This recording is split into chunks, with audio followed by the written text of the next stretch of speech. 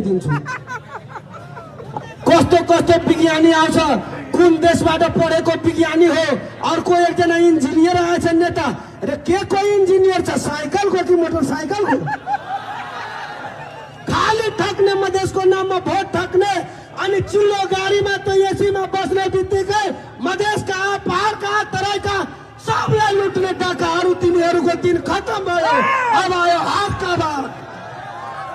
त्यो भएर खासै गरी मध्य प्रदेशमा हाम्रो रहनु भएको दाजुभाइ तथा दिदीबहिनी, मुस्लिम समुदाय, दलित समुदायलाई भन्न चाहन्छु, तपाईँ हिजो हेर्नुभयो मध्य प्रदेशमा जनकपुरको राजधानीमा 200, 500, 1000 रुपैयाँमा गाडी भाडा तिराएर अलिकति चुडा मुडी मासु भात दिएर जनकपुरमा कत्रो मान्छे भिड लगाउनु भयो। प्रचण्डजी कति पैसा बाँड्नु भयो त्यो म यहीँबाट भन्न चाहन्छु।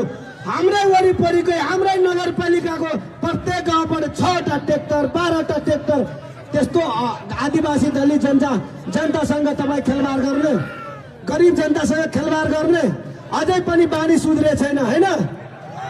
अझै पनि बानी सुध्रे छैन। त्यत्रो जेन्जीको रगत बगाएर पनि तपाईहरू सुध्रिनु भएन। ठिकै छ, अब विदेशमा गएर जुन रेमिटेन्सको पैसालाई तपाईहरूले खाएर निक्लियो नि, अस्ति कति पैसा जलियो, कति घर सोना चाँदी जलियो हैन? बोल्न त धेरै कुरा छ, अब पछिबाट प्रेसर पनि छ, तर अझै बोलाउला। तर सावधान, अब नेपाली जनता जागिसकेछ। माटोलाई शरम गर्ने माया हक्क सम्पानजीले लगाउनु भएछ। युवालाई अब अरूको देशमा गएर चाकरी गर्नु हुँदैन, आफ्नो देशको माया गर्नुपर्छ र आफ्नो देश बनाउनु पर्छ। जब हामी सबैजना शरम गर्छौँ तब हाम्रो देश जर्मन, जापान जस्तो तपाईको विदेशमा जुन देश सिङ्गापुर भनिन्छ, हाम्रै देश बन्छ सिङ्गापुर। हामी गरौँ न 5 वर्षको लागि मेहनत गरौँ र जति पनि यो फटा दलाल नेताहरूलाई यही चुनावमा आफ्नो बहुमत 200, 400, 500 मा नबेच्नु।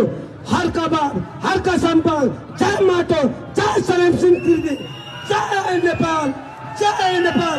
अस्सलाम वालेकुम।